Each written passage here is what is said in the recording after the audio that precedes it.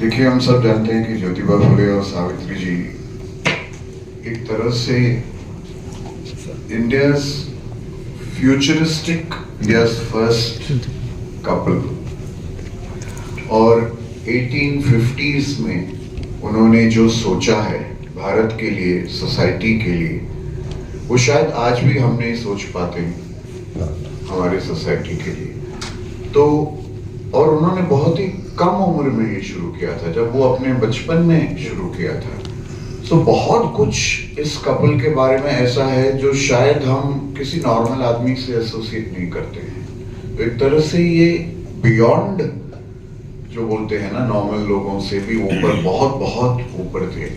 और इनकी जो बातें हैं, इन्होंने जो बातें की हैं, इन्होंने जो रिफॉर्म्स की है, इन्होंने जो रेवोल्यूशन की है और इतने ऑपोजिशन के खिलाफ रेवोल्यूशन की है, उसको सामने लाना एक बड़े मंच पर, हिंदी फिल्म जो अभी तक बनी नहीं हिंदी में, और एक ग्लोबल लैंग्वेज और एक ग्लोबल प्लेटफॉर्म पर इसे एग्जिबिट करना, यही उद्देश्य था और इसी उद्देश्य के साथ हमने ये फिल्म बनाई।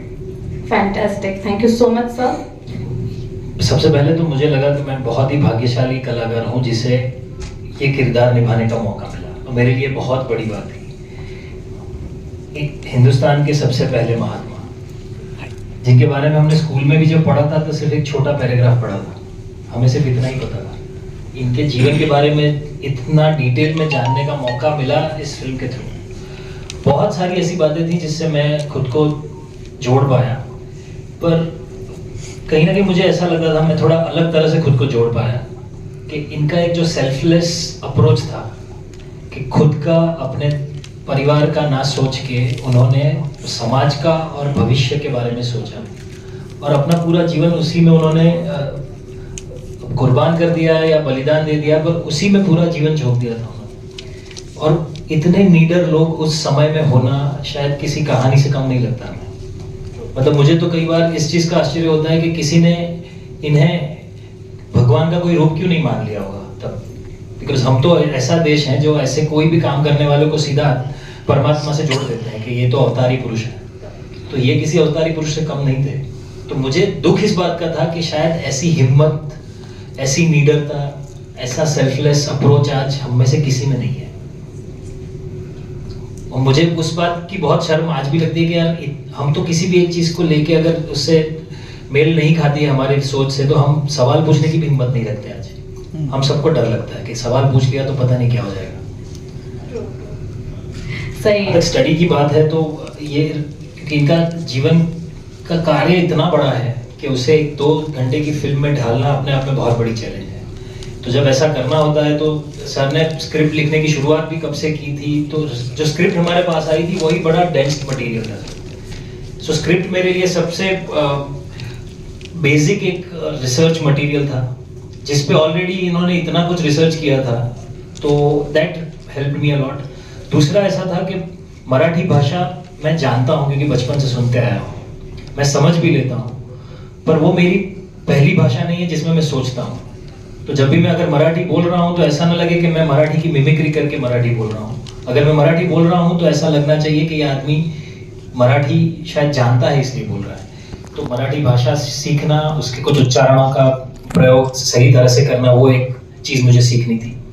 दूसरा ये था कि सिर्फ स्क्रिप्ट में जो लिखा है वो नहीं, पर उसके आसपास जो कुछ ऐसी चीजें हैं जो मुझे इस किरदार को पर्दे पर जीवित करने में हेल्प करें, वो सारी चीजें जानना जरूरी था।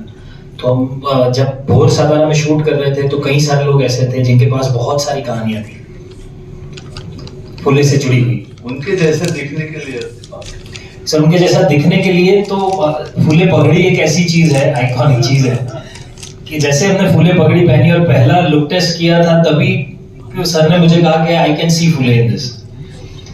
और अब हम तो मतलब डायरेक्टर को लग रहा है तो वो सही होगा, वैसे ही चलते हैं, पर कलाकार के तौर पे शायद स्टेज पे जब बचपन से काम करते थे ना, तो एक चीज हमने सीखी थी कि अगर आप सही फील करना शुरू करते हो ना, तो शायद आप अननोइंगली वैसा दिखने लगते हो। तो मैं समझता हूँ अगर ऐसा हुआ है तो बहुत अच्छा है, और वो तो फिल्म देखने के बाद आप ही बता पाएंगे कि किस हद तक हो पाया है। आनंद जी, आपके लिए एक सवाल है। जब आज रिलीज होने वाली थी मूवी, आज शुभ अवसर था, जयंती थी, लेकिन कुछ संगठनों ने अपोज किया, फिर आपने 15 डेज का समय लिया और पोस्टपोन किया। अब क्या विचार विनिमय हो रहा है, उस संगठन से बात हो रही है आपकी, और अब कब रिलीज होगी? कुछ सीन के बारे में उन्होंने आपसे बात की? इवन द वॉइस ओवर के ऊपर भी कुछ लगा है? देखिए, जो भी उन लोगों ने एक तरह से इन्फर किया है या सोचा है, वो एक तरह की गलतफहमी है, मिसअंडरस्टैंडिंग है। किसी ट्रेलर से फिल्म का कुछ समझ में नहीं आता है कि अदर साइड क्या है। एक आध स्निपेट्स होते हैं, एक आध कट्स होते हैं जो आपको एक आइडिया देता है कि क्या ड्रामा हो रहा है या क्या है एक फिल्म के अंदर, बट वो पूरी फिल्म वो नहीं है। तो हमने वही, मैंने बहुत सारे इंटरव्यूज में मैंने क्लैरिफाई भी किया है कि जो ब्राह्मण समाज को लगता है कि ये उनके खिलाफ है, वो कितने गलत है वो सिर्फ फिल्म देखने के बाद ही पता लगेगा। मैं खुद एक ब्राह्मण हूँ और मैं समझता हूँ कि मेरे से ज्यादा स्ट्रॉन्ग ब्राह्मण बहुत कम ही होंगे, कि उसके कारण मैं अभी यहाँ बोलने वाला नहीं हूँ, लेकिन मैं क्लेम करता हूँ और मैं ब्राह्मण कम्युनिटी को नीचा नहीं दिखाऊंगा। ब्राह्मणों ने ज्योतिबा फुले का पहला जो पाठशाला था, स्कूल था, वो ब्राह्मणों ने जगह दी उनको बनाने के लिए। ब्राह्मणों के साथ वो ऐसे जुड़े थे, सत्यशोधक समाज बनने तक जुड़े थे, और उनके जाने के बाद भी वो सावित्री के साथ जुड़े थे। ब्राह्मण और ज्योतिबा फुले का लव स्टोरी है, हेट स्टोरी नहीं है। तो ये समझना बहुत जरूरी है, और वो फिल्म में वो बहुत क्लियरली बोला भी गया है, समझाया भी गया है। तो मैं समझता हूँ कि एक बार ब्राह्मण ये फिल्म देखेंगे, जो भी लोग इसका विरोध कर रहे हैं वो जब देखेंगे उनको पता होगा कि कितना बैलेंस्ड है हमारी फिल्म, क्योंकि किसी के खिलाफ जाने वाली बात है नहीं। ये कुछ चीजों को जो नीचे गिरा हुआ है उसको उठाने वाली बात है, दूसरे जो ऊपर है उसको नीचे लाने वाली बात नहीं है। ये सब के लिए उनका विरोध है या पूरे फिल्म के लिए? नहीं, कुछ कट्स के लिए उनको लगा कि शायद ये उनके खिलाफ है, लेकिन वो है नहीं। वो फैक्चुअली हमने उस चीज को डिपिक्ट किया है। अगर आपका बेटा जो है, अगर वो मस्ती करता है, कुछ गलत करता है, तो आप उसे मारते हो ना, लेकिन इसका ये मतलब नहीं कि आप उससे नफरत करते हो या आप उसको घर से बाहर निकाल देते हो। कुछ करेक्टिव मेजर्स होते हैं सोसाइटी में, और वही करेक्टिव मेजर्स ज्योतिबा और सावित्री जी ने किया है, और ये समझना बहुत जरूरी है। बहुत पहले मैं आपको अपडेट देना चाहूंगी कि इतनी अच्छी स्टोरी और इतने अच्छे लोगों के ऊपर आप बना रहे, जबकि सिंधुताई वाला बहुत सक्सेस हुआ था। तो ये कब से स्टार्ट किया था आपने कि इससे हमें मूवी बनानी चाहिए, कब से स्टार्ट हुआ था? ये सब्जेक्ट तो मेरे जहन में बहुत बचपन से ही था, क्योंकि हमने उसे बहुत छोटे तौर पर हमने इसको पढ़ा था, चैप्टर्स थे स्कूल के बुक्स में, और एक तरह से वो सबकॉन्शियस में ग्रो करते गए, हीरोज की तरह, हीरोइंस की तरह ग्रो करते गए। और जब इनका इम्पैक्ट जो सोसाइटी पर हमने पढ़ा, सीखा, रिसर्च किया, तो हमने तय किया कि इस सब्जेक्ट पर तो एक अलग तरीके की फिल्म बननी चाहिए।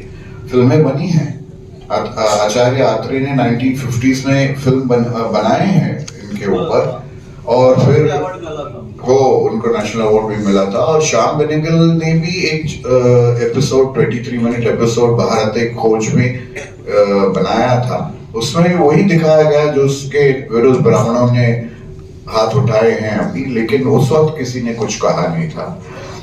और उसके बाद शायद मराठी में भी एक फिल्म बनी है, लेकिन इस स्केल पे नहीं बनी है जिस स्केल पे हमने इसको सोचा है और बनाया है, और एक वर्ल्ड वाइड ऑडियंस के लिए बनाया है।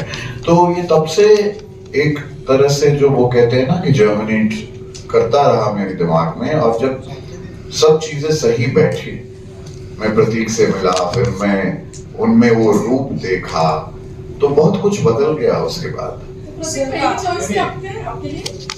बिल्कुल पहला चॉइस था, और कोई चॉइस भी नहीं है, पहला और दूसरा चॉइस नहीं है, पहला और आखिरी चॉइस।